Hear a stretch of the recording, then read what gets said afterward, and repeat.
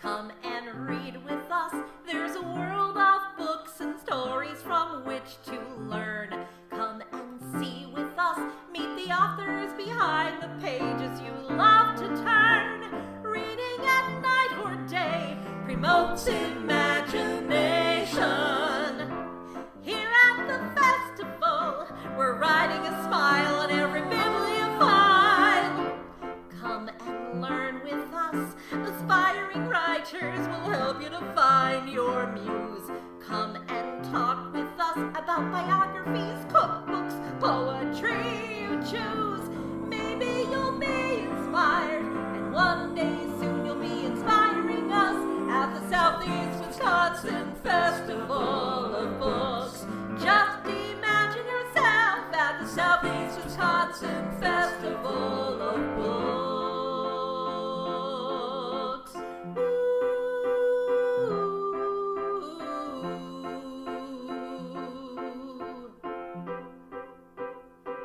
So I'm going to introduce Dr. Simon J. Bronner. He is the Dean of the College of General Studies and Distinguished Professor of Social Sciences and Business at the University of Wisconsin-Milwaukee.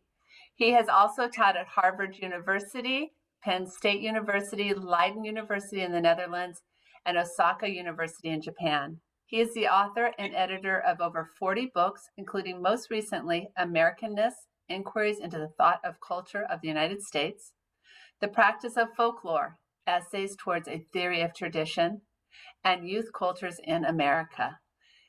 Welcome, and Dr. Simon Bronner, you can take it from there. Thank you very much, Lisa. I'm really happy to join all of you at this 12th annual Southeast Wisconsin Festival of Books. The event is organized by the UWM at Waukesha Foundation and streamed over Zoom in cooperation with your Books and Company of Oconomowoc, our festival bookstore. I also want to say how pleased I am that UWM at Waukesha can partner with the foundation and with the Books and Company as well in this endeavor to bring the love of books, the love of learning, the love of reading and writing to our community. I also hope that the community will take time to visit our campus for other events and to inquire about our many offerings in various subjects and also our continuing education program. Significant donations from our sponsors make it possible to bring the festival to you free of charge. So we want to mention their names and give a hearty thank you. MC Services, Century Fence Company, Mars Construction, All Writers Workplace and Workshop, We Energies Foundation, the Moss Family Foundation, the Greater Milwaukee Foundation, the Friends of the Waukesha Public Library, and the Friends of the Elm Grove Public Library. And also a shout out to all the individuals who sponsor us, many of them who have been giving to all 12 festivals we've been able to bring to you. Bonnie Burke, Lillian Bosey, Kay Moss, John C. Miller, Michael and Lorraine O'Brien, Ann Stiza, and Sarah Tonis. And our patrons, Larry Nelson and Dawn Borowski, Carol Dolphin, Kathy Giorgio, Catherine Lubinsky, Alex and Dana Lacklord, Mary Knudten, Mary Wunderlich, and the Women's Philanthropic Club. Now I want to hand the mantle over to Marlon Johnson, who has a long history with UWM at Waukesha, and before that, UW Waukesha. He taught biology for UW Waukesha for a long time, and in that time, he also was very active within the field station and with community activities, including being a founding member of the Waukesha County Land Conservancy. He is currently the resident manager at the field station, and I also hope all of you will get a chance to visit that, particularly in light of the theme of this session and these wonderful authors. Marlon? Okay, thank you, Dean. So today our panel has a topic, literature of our planet, wrap our world with words. That's a major step there. So we're fortunate to have writers from several genres to discuss this topic. They may all see the world a little bit differently. Let me just start out by introducing them by name. And the first one will be Martha. Hello. Yes, Martha Berglund. Yes, I'm here. She will be a biographer, which will be nonfiction. Jeff Nanya will be representing fiction. Yep. Nania. The last name is pronounced Nania. Okay, Nania. Okay, It's a Sicilian name, so you can understand the confusion. all right, thank you. And Lisa Fishman, our poet. Okay, I'm going to start with Martha. Martha is the author of two non-fictional books. One is Birdman of Kashkadan, The Life of Naturalist Ture Kumlin, and second book is Studying Wisconsin, The Life of Increase Lapham, that was co-authored with Paul Hayes. She also has two novels, Idle Curiosity and A Farm Under a Lake. She taught for many years at Milwaukee Area Technical College and lives in Glendale, Wisconsin. So Martha, you may proceed with your book introduction. Okay. I'm going to read a short section from really the middle of the book. And this biography of Ture Kumlin, and it's so wonderful to hear you pronounce name in the Swedish manner. Thank you for that.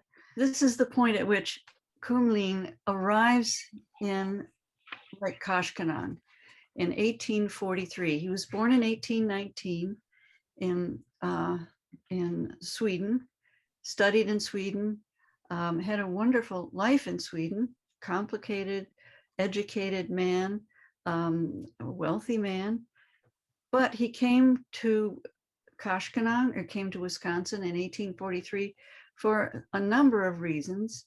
And this is what this is about what he saw when he got to the place where he would live in 1843.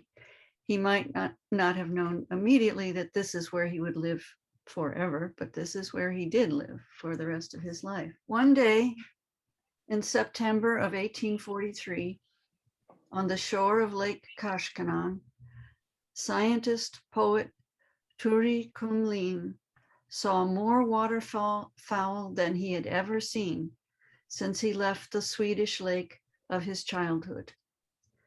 This Wisconsin bird and plant life had existed for thousands of years. Above bog and marsh and upland, the great old trees still stood, despite what must have been the strangeness of this place in some way. The scientific and poetic mind of Kumlin must have known that here was home. Everything conspired to bring him here, to this Eden of bird life. His boyhood interest in natural history, his reading, his studies at Uppsala University, his collecting on Gotland Island, also his friends, Gustav Unonius, Lowenheim and Melberg, and his love for Christina Wahlberg. Kumlin must have recognized that here was, for now, an unspoiled land where bird life and plant life existed as they had for thousands of years, where no one had drained or dammed the waters, where above the lush and delicate plants of the bog and the marsh and the upland, the great old trees still stood. There's a little repetition there because I took from that my 50 words I was supposed to read and put it together with a little bit more. Then we move on to someone else. Someone else? Okay, sure. How does this? Okay. Yeah, Jeff. Introduce you. Okay. Jeff writes for the Wisconsin Outdoor News and other publications. He does do both fiction and nonfiction. His fiction is a series of 3 mysteries. Northern Lakes Mysteries is a general category, and the latest one he did is called Bow Cutters. and he'll talk about that. He draws upon a career in law enforcement, conservation, and his passion for our natural resources.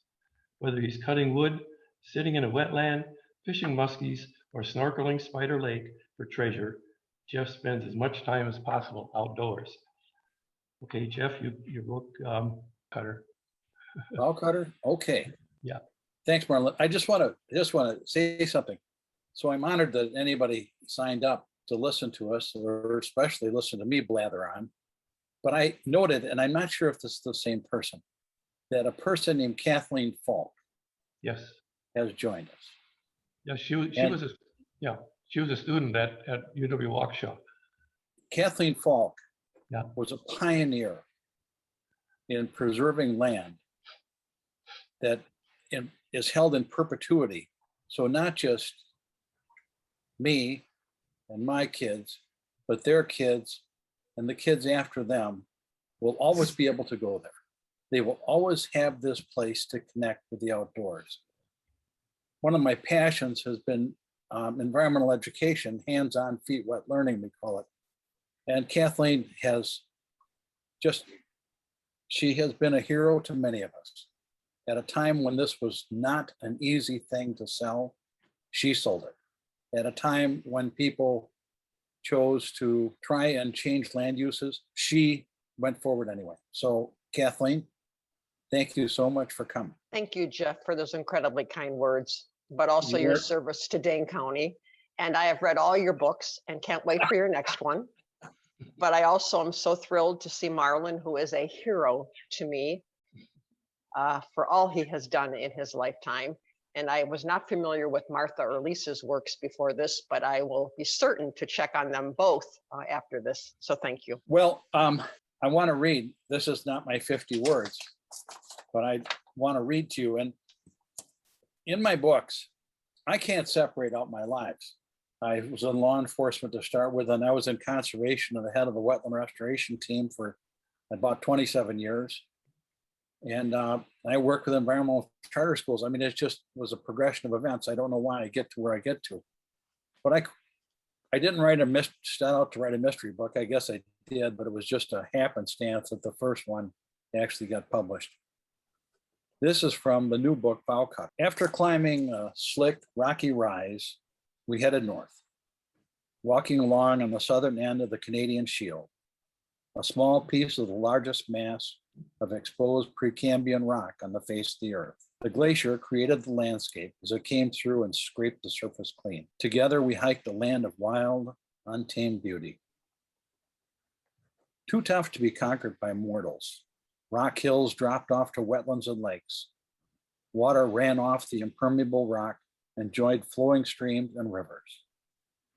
Tenacious vegetation eked out an existence with widespread roots or by growing in a crevice. We came to a spot that overlooked a secluded wetland, a combination of shallow open water and wet meadow beauty. We sat there in silence on the top and gazed out. There is nothing like the quiet of the North Woods. The only sounds were the whisper of a light breeze in the trees and the melodic sound of a tiny running nearby stream.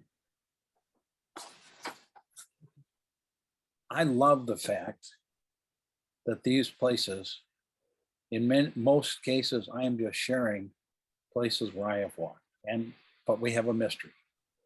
And so in Bow Cutter and the other books, it takes my character, a fellow named John Cabrelli, who started out as a law enforcement officer in Dane County and ended up in far northern Wisconsin. And he is an unremarkable fellow. He is just like us. He doesn't swing on a trapeze and shoot everybody in town. He's a pretty smart investigator, but he doesn't get, he's not Sherlock Holmes. But he believes in justice, and he believes in justice, and part of that has to do with our natural resources. The reality of it is, without our natural resources, Wisconsin would be a place to stop for gas between Illinois and Minnesota. We have this wealth this wonderland of places. And that's what I try and share in my books. I love the fact we were just up on Spider Lake in northern Wisconsin last week, and it was just beautiful, and we're so fortunate. So Bow Cutter is the latest in the series. The books are standalone books and people can read them that way, but the first one, Figure 8, is a good place to start. So there you go. That's been my 10 minutes, I think. Marlon, is that right? Yes, I don't know. That's fine. We're fine. Well, I could talk forever. I mean, we can talk about I can talk about creating biofuel. We'll pick it up later. Okay.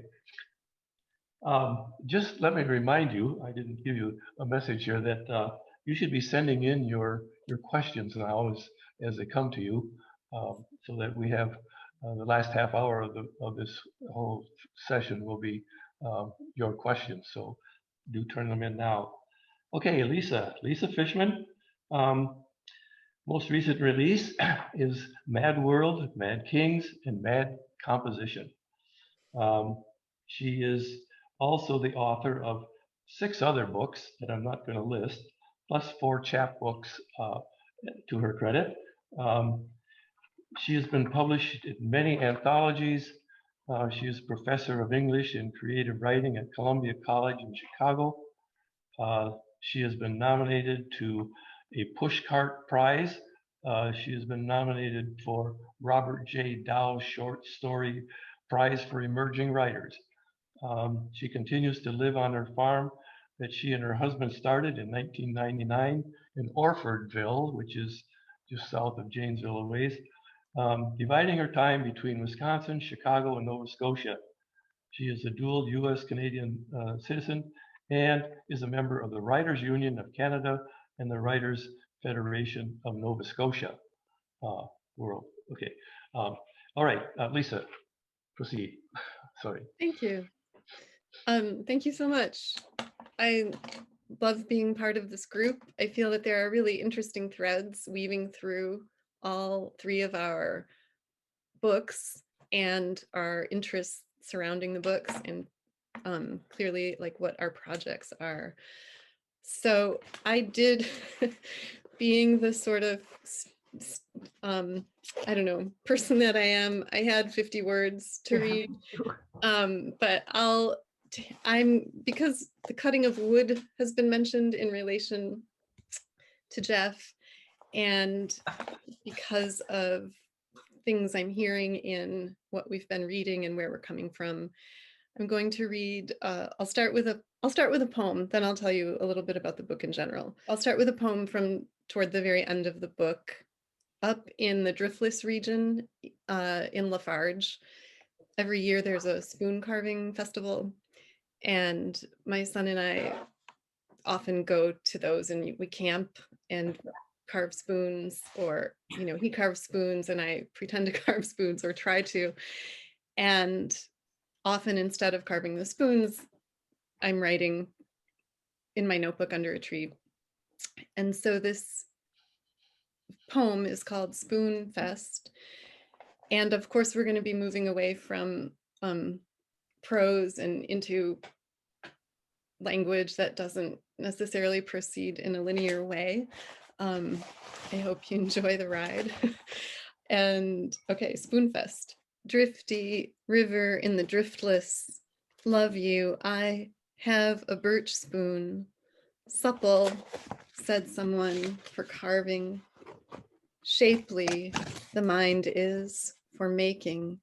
Shapely, maybe notice elaborate caterpillar on the brick wall, flowing up, not inching along. Medium current yesterday, faster through the culverts with no boats, under the bridge, under the highway, County P off 131 between Viroqua and Lafarge. Hey, James, I said to his bobbing head, we got here before the glaciers. Next day, under a long voweled tree, maple, start with a blank, a block of wood, to which you take the axe. Short voweled trees, softer for knife work are bass, aspen, birch. What got carved? A buckthorn spoon, buckthorn masher, hawthorn spreader for butter. Scrappy wood spatula, a bird or two-handled thing, not changing the wood into paper or copper. So this book is it's longer than any of my poetry books collections have been. It does span 18 years actually of sort of notebook writings and just notational documentation of a life being lived, both on our farm and with some degree of movement, as you may have gleaned, happens in my life. But always the farm is very present. So, and during the 18 years, of course, other books have come out and that those have been happening, those have been being written, but the way in which we live our lives, partly as writing or while writing, I was curious about looking at all of those pieces of paper that gather, right, over a period of time, in this case, 18 years, and to work with the content, to work with the material, to work with the language, to see what kind of record is that, right, of a life that I try to live with attentiveness to what's around me, and informed by lots of dialogue with other people and other authors, living and dead, near and far, and with my students, and thinking about what it is that we're doing when we are thinking about writing or using language at all. And how do we do that? How do we feel we can do that in the time that we live in, which is a kind of question that haunts this particular collection. It came out in the fall of 2020. Yeah, last fall. So the book is also sort of wrestling with and trying to come to terms with that question that haunts many poets. When I talk to students, they're definitely haunted by this, the next younger generation of emerging writers. How can writing be anything that that we feel we can do or should do, or that there's a reason for doing it? It appears to be something that one might be thinking about over the course of a life being lived as a writer. That seems to be something that's emerged for me as I worked with all of the writing that I saw gathered and not collected into other poems over that period of time.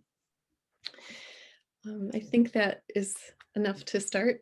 Yes. Enough to say for now. Okay, thank you.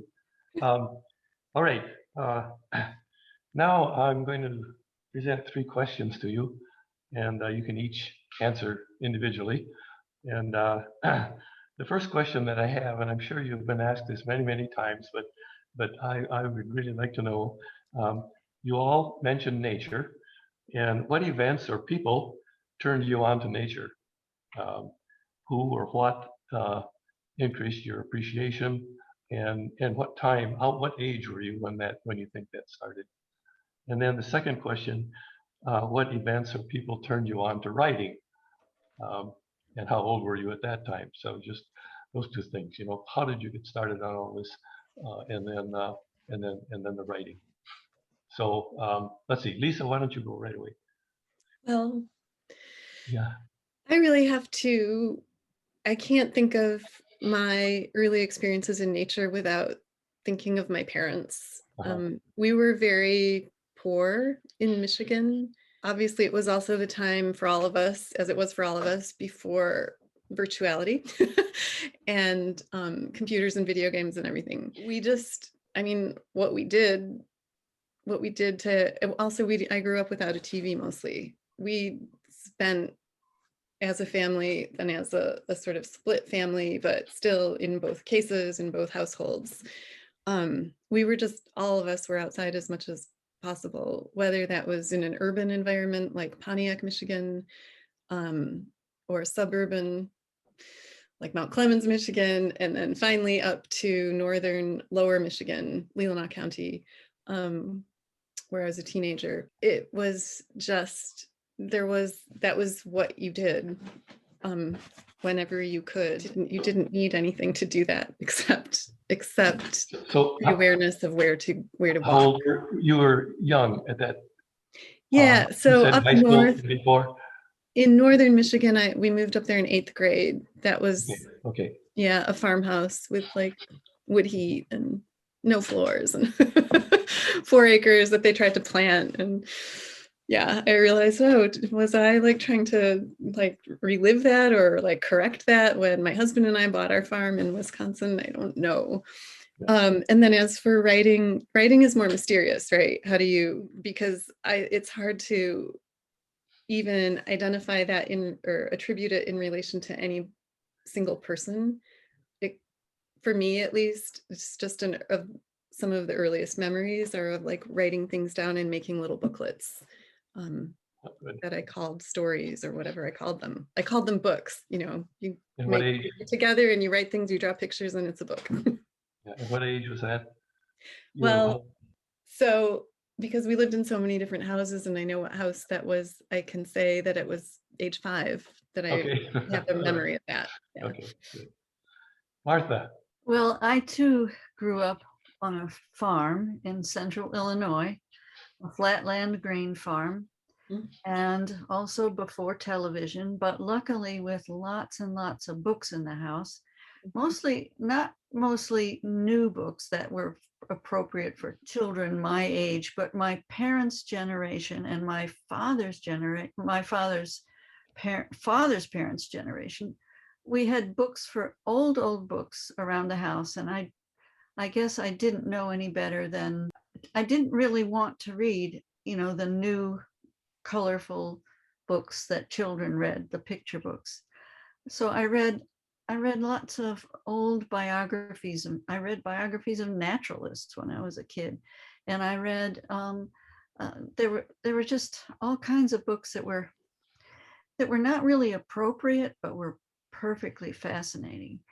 But one of the books, and my father was really important. My father we would be outside with Dad, and he would name things for us. It was important to him, and he made it known that it should be important to us to know the proper name for something, not always the scientific name, but if there were prominent weeds, we knew all their names.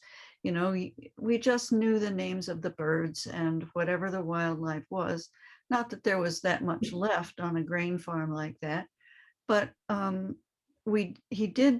parents both did take us on drives to what we called scenery. And scenery meant it wasn't flat land.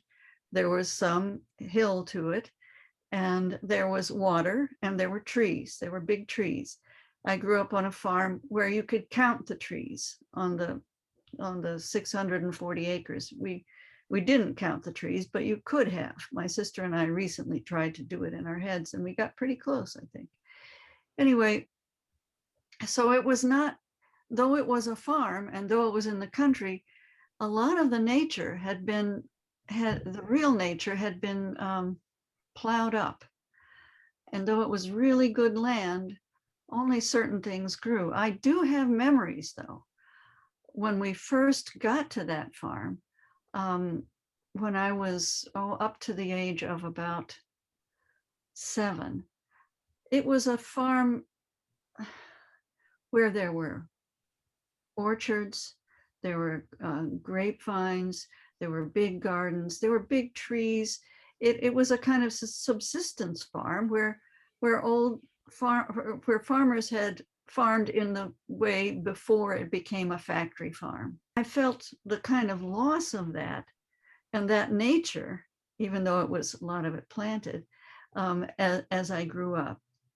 But our parents always took us to see scenery, and we went on drives, and we stopped on the bridges, and we got to play in the little creeks. And so going out to see scenery was always important. But then a book arrived in our house, and it was a book my grandmother sent us from England on one of her trips to England.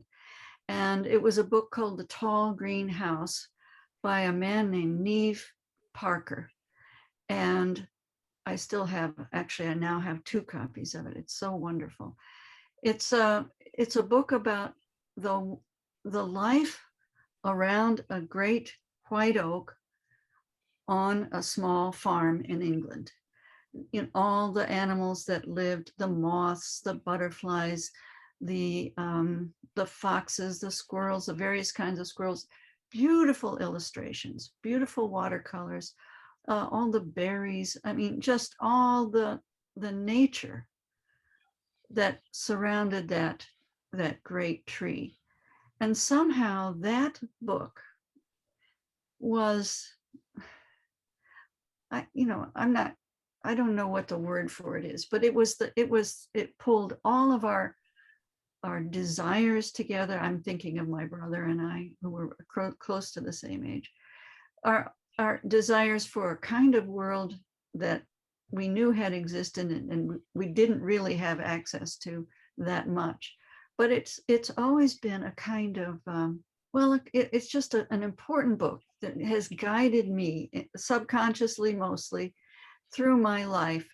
And always I am still looking at and for the life around the big trees. Now it's, of course, the bur oaks. And now I've most recently looked at the life in Jefferson County around Lake Koshkonong, where Turi Kumling lived. And so my husband and I have explored that area. But we also spend a lot of time now up in Iron County, up north, and we spend time up in Lake Horse, on Horicon Marsh, and here in Glendale. I live in Glendale, in the parks and then on the lake here too. So Martha, we're going to have to move Sure. on. Do you, and what about your writing career? When did that start? it started Just briefly. Yeah. It resulted, it was partly a large result of my parents reading aloud to us, reading poems to us, and wanting to recreate the sounds of the words, the sound of the language that particularly my father, he loved to read aloud. So in some ways it all came from particularly my father, both the nature and the love of writing, the desire to write. Okay, good. Well, so far it's pretty clear that it's when you're young that you begin to get an appreciation of nature. And I know, Jeff, you've been preaching that for a long time. So go ahead and tell us your story. Well, my story is fairly straightforward, and it has to do with sanity. My mother's sanity. My family settled in the Greenbush neighborhood in Madison. It was I didn't know this at the time. It was a multicultural neighborhood, mostly Sicilians, Italians, Blacks, and Jews. And the neighborhood was eventually bulldozed as part of urban renewal. But my dad, on Saturday afternoons, I had 4 brothers. Now, while I was perfectly well behaved, my other brothers were not so well behaved. And by the end of the week, my mother was thrilled to be rid of us. So my dad would load 5 boys and 2 dogs in an antique Jeep station wagon and head out to northern Dane County, where he had some friends that had a farm, and he would release us to the wild, so to speak. Basically open the door and we'd fly out with the dogs, and we had a great time. We enjoyed it so much, and there was so much to do. There was a big woods and fields and streams and wetlands and all sorts of things to explore. And my dad dearly loved these things, and he knew that we would too. He gave us this kind of unrestrained look at the world. Then he went hunting in northern Wisconsin, grouse hunting, with a friend of his. And this friend of his and he were looking for a place to stay. They were in Sawyer County, and they found this Guy said, well, from a gas station. Said, well, there's an old work camp. A guy's remodeling into a resort. Go down there and see if he can give you a room. Guy said, yep, I can give you a room and I'll serve you breakfast in the morning. That morning, my dad got up with his buddy and they looked out, and this cabin was right on a beautiful place, Spider Lake.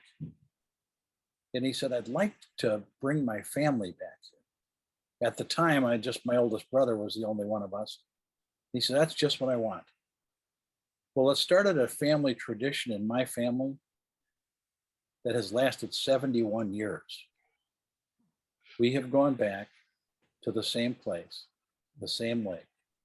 We have fished muskies, caught frogs in wetlands, swam in the lakes, walked the land, and just had a great time. And those things instilled this pure love for the outdoors. I can't explain it, but I can tell you this. I have a passionate love for the natural resources of Wisconsin. Yes. I think it's the greatest place on earth.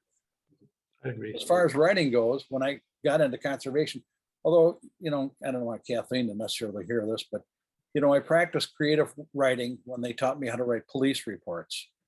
But after that, when I got into conservation, I got the opportunity to kind of spread the word, to talk to people about wetland restoration. It was in its infancy and how it could happen and how it could work and our successes and failures. I ended up getting a wonderful sponsorship at the then brand new, all the Leopold Foundation for evaluating these wetlands. And communication was an important part of it. And so I began writing mostly things about wetland restoration, habitat restoration, how you evaluate your property. And, and I started writing for the Outdoor News, and I started writing feature stories for them, which are the hardest stories to write, particularly somebody's life. Well, I'll give you 1,100 words to tell this guy's whole life story. And I didn't really intend to be a writer. I just kind of ended up being them. Thank you. Okay. We're running short of time. I'm going to give you one more question. I didn't come up with a title for this program.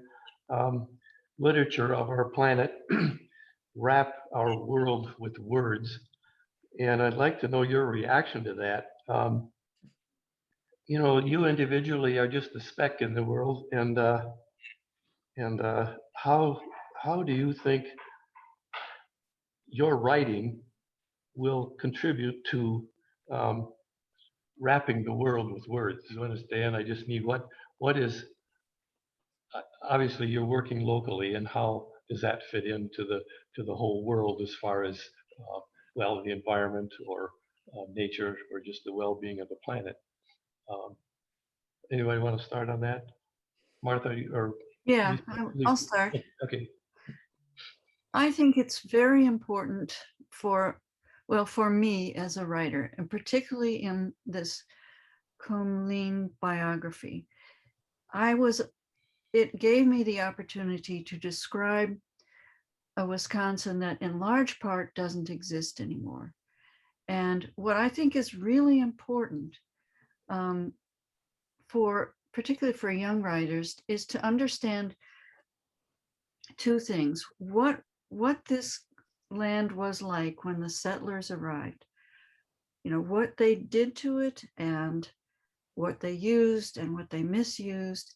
And I think it's then also important for them to come to understand what there still is left, so that the narrative of the life of the land is necessary for people to understand what there is, what there was, and what can be made, what can be saved, and what there is still that is so amazingly wonderful. And there is plenty. There's a lot.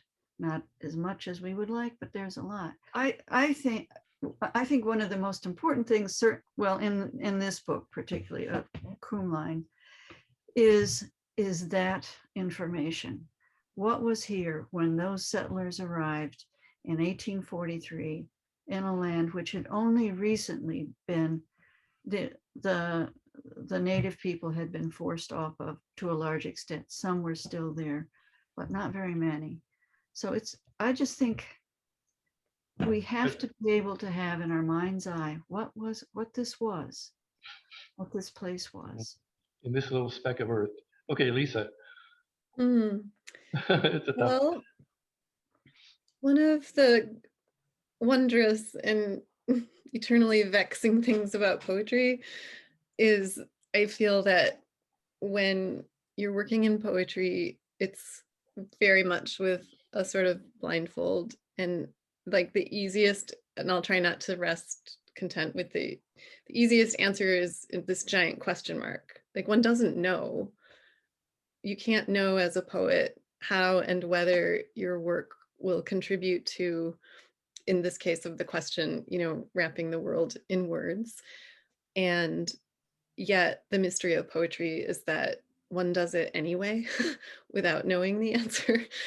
But I can take some inspiration from Martha's way of speaking just a moment ago, because I do feel that poetry is a way of giving attention.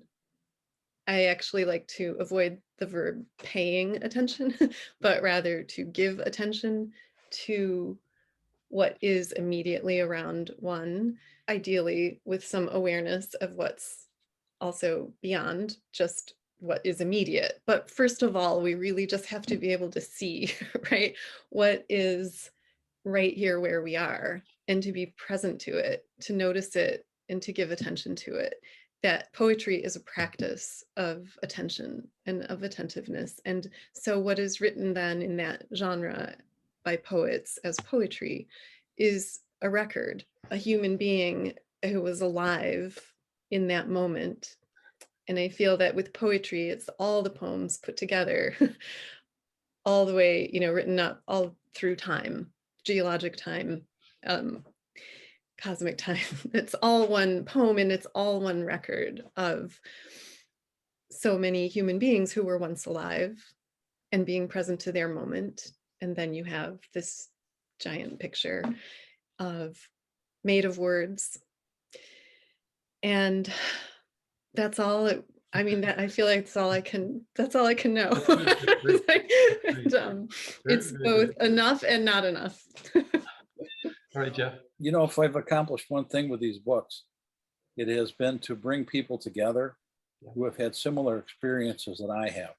We never go anywhere to an event or anything where we don't meet all sorts of people who have this passionate love of Wisconsin, passionate love of our land.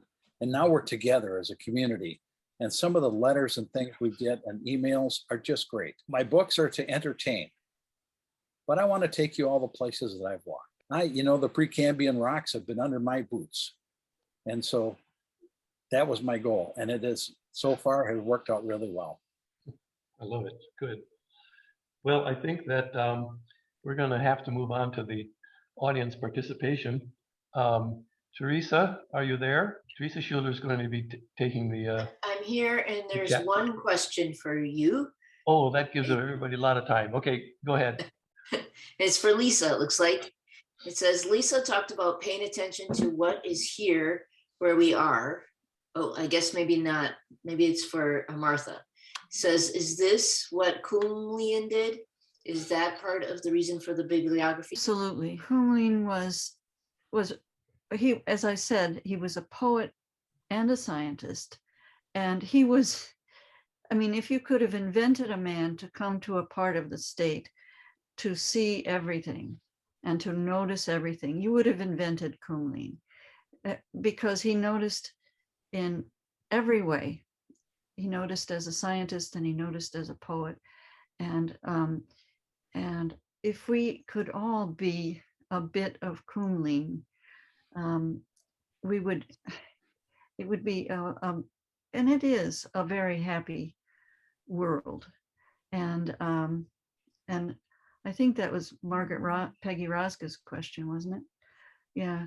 And it seems like it should be for Lisa as well, because it's using her phrase, paying attention. But Colleen, I loved her phrase, not paying attention, but but what do you say, giving attention. Kumline was fabulous as a giver of attention, and he was valuable to us, still valuable to us. And I think Lisa should have something to say about that as well. Well, I just want to say, like, the poets have everything to learn from the naturalists. I mean, what they were and are doing by looking and seeing and noting and taking the care and time to write things down. I mean, they're very twinned practices, as I understand it. The practice of poem making, practice of poetry writing, and the practice of working as a naturalist. I mean, they're twinned practices. There's seepage between the disciplines or the arts, and that's all I want. For example, that's all I want my students to be able to do, is to be able to really look at something and notice. And, it's a paradigm shift for them because of so many reasons, not least of being so sucked into their, to the screen. So that the context of our life right now is a very particular context where the naturalists have all the more to teach everybody. Jeff, do you want to comment? Well, I think that Lisa has a very important point. So when we communicate, poets and people communicate about our landscape. They tie their stories into the landscape. Martha also, and that brings the audience to the table.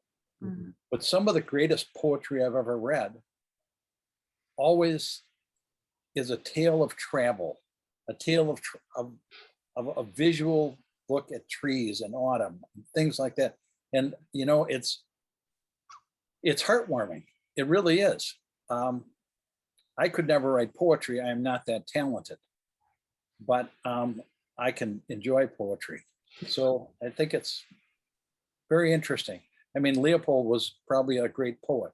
Yes. And he certainly, I mean, some of the lines he quoted that he wrote are shared thousands of times a year. That leads into the next question, and this question is for all of you. Who do you read to inspire and feed your love of the natural world? How about Jeff, because you went last time? So will you repeat the question, please? Yes, it says, who do you read to inspire and feed your love of the natural world? So who inspires you? If you would look behind me, and you could, the background's blurred, but you would see walls of books. There are so many people that have inspired me. And sometimes they are books that are, really didn't reach any great levels of distribution, but they tell stories that people have lived. My favorite book of all books is called Rascal. And it was written by a guy named Sterling North in Albion, Wisconsin. And it is the charming story of growing up during World War I in Wisconsin. It is a beautiful story. So Sterling North, Farley Mowat, the Canadian biologist. I mean, great stories of Farley Mowat. Oh my gosh. Certainly all the Leopold.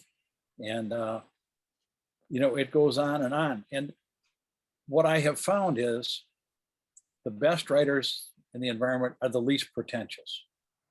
Mm-hmm. They tend to talk about things that are just as common as I am. And I love that. I just want to say, go ahead. Pardon me? No, go ahead. John Logan, Love of the Land. I mean, there are, Yeah. and one of the things I also noticed, I work with kids a lot. We have environmental charter schools, and over the years, I work with kids. Those are the stories they like. They don't want to try and figure out the text. They want to figure out the story. They want to be part of the story. So there you go. I could give you a list a mile long. I love the Sterling North, mentioning Sterling North for a couple of reasons. One, because his books are just wonderful, no matter how old you are. And the other thing is that his father grew up on the neighboring farm to Turi Kumling. And there are mentions I think there's a mention in Rascal and several of the other books of Kumleen, though he didn't know him very much when he was a child. Sterling North, his father did. And so, I mean, then the North Farm is still there next to the Kumleen farm. So it's, and he was an inspiration to Sterling North. So I love that connection too. And Aldo Leopold just, you know, can't be beat. He's just amazing. So, There's so the- many. you know, that's true. And I'm sorry, Lisa.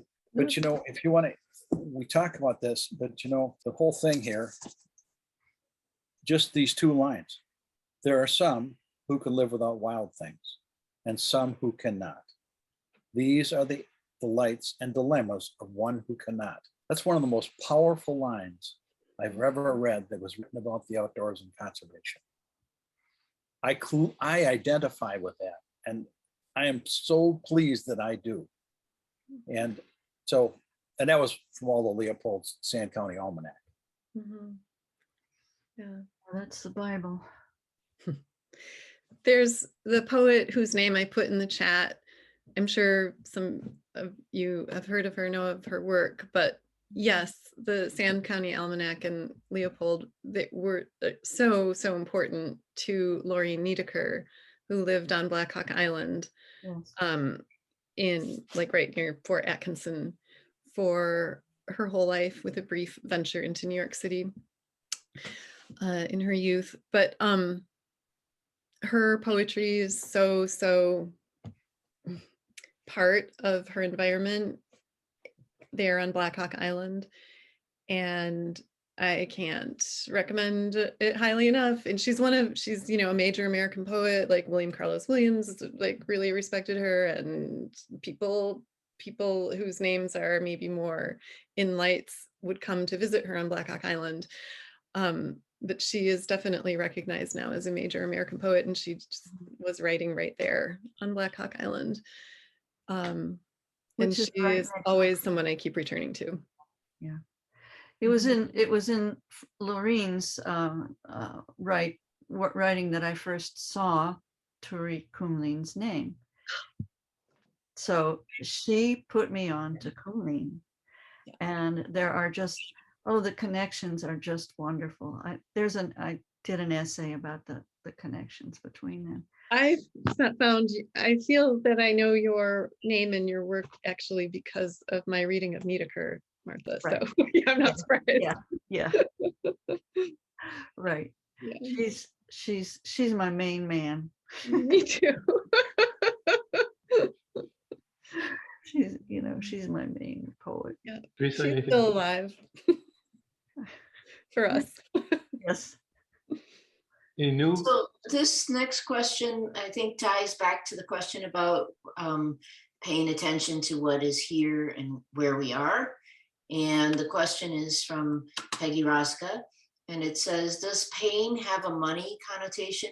Does giving seem to call for more involvement or commitment of the person to the environment? I love how that question is phrased. Yes. I mean, yes to the second question, especially where that implication is.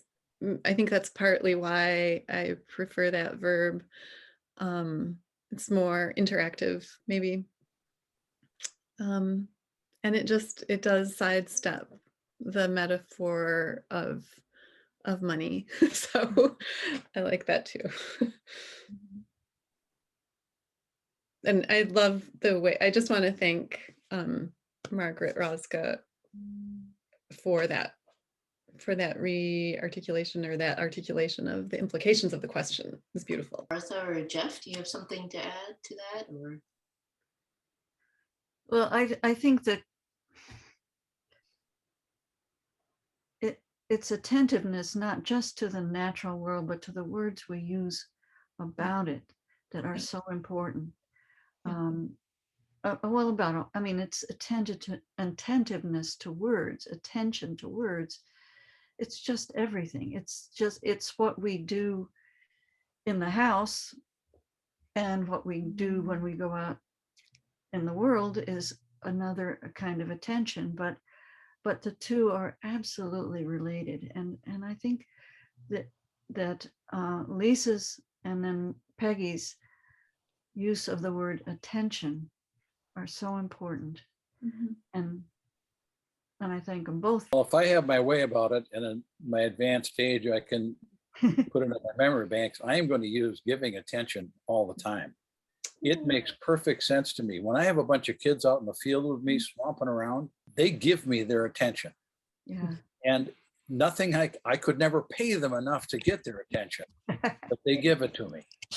And it is an important distinction. So thank you, Lisa. That's why we need our poets. To keep us honest, for heaven's sakes. Yeah. That's a very good point. Does anybody else in the audience have questions for these guys? There's a couple of minutes left. I wonder if, I have a question. okay, go ahead. So I have a question for the three of you, and you can fight over who answers it first. But what do you love most about your writing? About doing the writing or the actual written stuff? Either or both. I love getting into somebody else's life. I love researching and finding out the stories that convey a long lost life. I don't know that I'll ever do it again and to that extent, but I just don't get tired of finding the stories, finding the narrative that tells us who this person was. And I have to say that doing the Colleen biography was it was difficult, but it was such a pleasure because of that. And because many of the narratives were lost, apparently. And there were, not many people knew the stories of his life. So it was fun. Lisa or Jeff, do you? Well, it's interesting. When I heard the question, I observed that what my mind did was tell me poetry, when I'm writing it, it's as if it functions as a place in itself for me to be in language. And I know it sounds a little contradictory in ways with how we've been talking about place and physicality. But I think that especially my life involves a lot of movement and shifting, and it always has from the very earliest childhood. And when I am with my notebook and writing words and just writing the actual characters of letters, I feel that I'm in one place. The place is language. That's not an expected answer for me.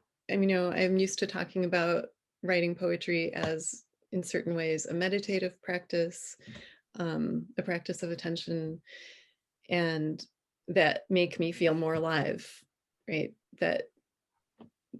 That's one of the things that happens. Well, I mean, that is something about writing that during the COVID, say, shutdown, right? When our students, my college students, were really struggling with depression and anxiety and feelings of isolation. And we would have our classes on Zoom.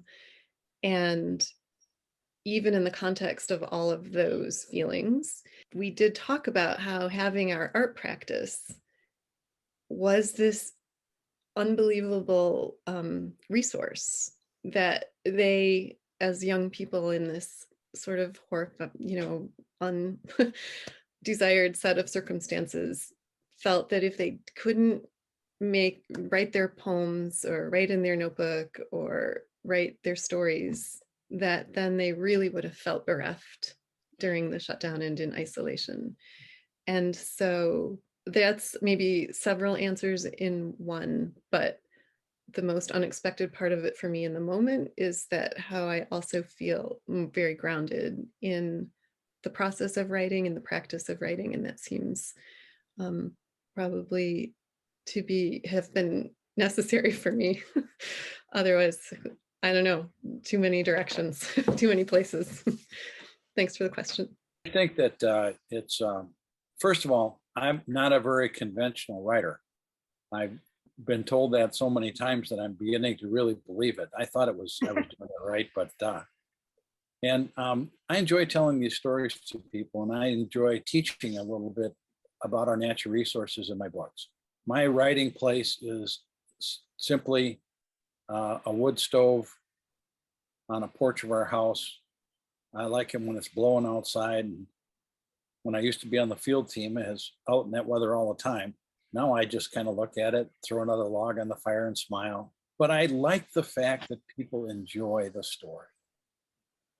I like the fact that people engage with me. And that's been the greatest thing of it all. And so I hope that the next book I write, people will like that too.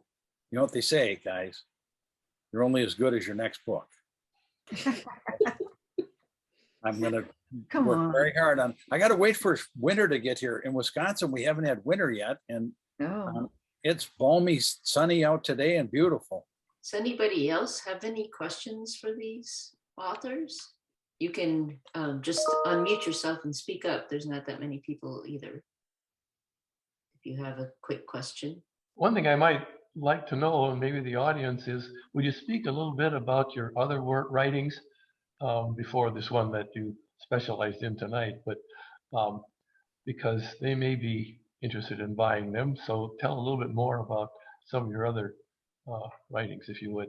Just one at a time. Jeff, you want to go, and then. Sure. I've written for Wisconsin Outdoor News and other outdoor publications and conservation magazines and things like that. And those articles are floating around. I wrote one short story that if people go on our website, they can have it. It's the only short story I ever wrote, and it's pretty short. But I wrote 3 mystery books.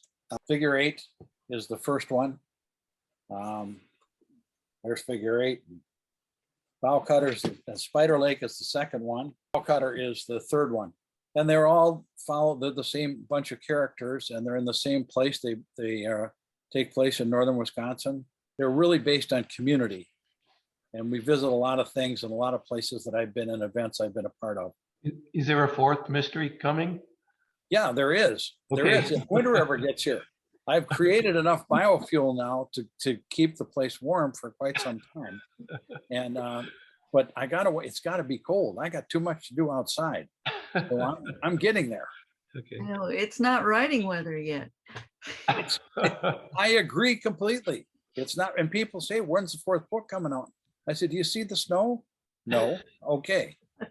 Yeah, Lisa, any words for the future? Oh, so yes. Or I don't mean the future. I mean, yeah, other books. Yeah. Well, one thing I'll say is that Mad World, Mad Kings, Mad Composition is a sort of much bigger and stranger and kind of it's very different from the previous 6 collections. And the book that precedes this one is called 24 Pages and Other Poems. And it's a much more traditional length collection of poetry. My 3rd book was called The Happiness Experiment.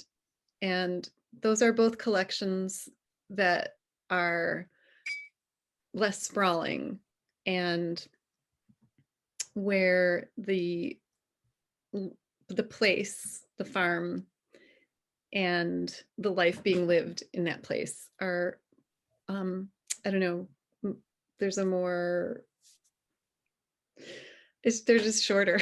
They're shorter collections of lyric poetry. But I also have a collection of short stories coming out next fall. Cool. And people who are around Madison, you know about World Naked Bike Ride. It's a phrase that I've always found just, I don't know, compelling. I've never participated in World Naked Bike Ride, but that is the title of the collection of short stories coming out next fall on Gasbro Press. Lisa, I had on overtime directed traffic at the World Naked Bike Rides. You really ought to go to the event. We set up at the farmers market. You know, we sell at the Dane County Farmers Market every Saturday, and you know, there's the one Saturday where they ride through the market, and all the farmers are like.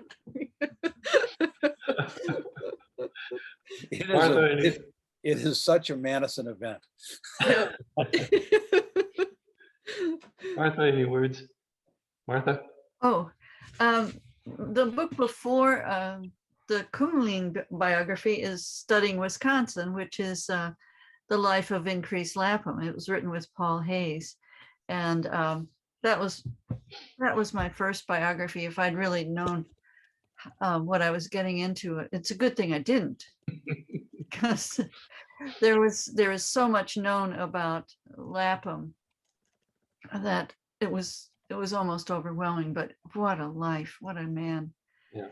And the experience was almost the two experiences of the biography were almost opposite, because there was so little known about Colleen, and there was so much material at the Historical Society on Lapham, and that you didn't know which to use, and it was the opposite problem with Colleen, though there was plenty, turns out. But I'm crazy about these guys. You know, I confess that I have always had this idea that, it's not really an idea, but this feeling that if I really do write a good biography of these guys, they'll let me know. It's totally nuts, but you just think, okay, I spent 5 years writing this, working on this. Surely the guy's going to appear, It hasn't quite happened, but. What is your next adventure? Oh my gosh. I have no idea. Okay. I really don't. Take a rest. I really have no idea. Okay. But I'm so inspired by, one of the things I want to do is get off the phone and go read all the works that have been talked about today, Lisa's and Jeff's. So anyway, I've got lots to read. Lots. Okay. I think it's time to end here. So I want to thank all the presenters. And you will find links to their books on the chat line if you want to order them. All of our sessions have been recorded and will be available through the Festival Books website in the near future. So thank you again for joining us today. I think this has been really a lot of fun. Thank you for having us. It was great Thank fun. you. This is great. I just wish we could all go out and have a glass of wine together. Yes. Yeah, I'm looking forward to the end of virtual events and talking to people in person. Thank you so Nice. much. Thank you. Thank you, everybody. Thank Great And to see you. if you click on any of the links, they will save in a new tab on your computer, and you can then look at the books. So thank you all for coming, and I appreciate it. Enjoy Thank your you so much. winter. Bye. Bye. Bye-bye. Bye.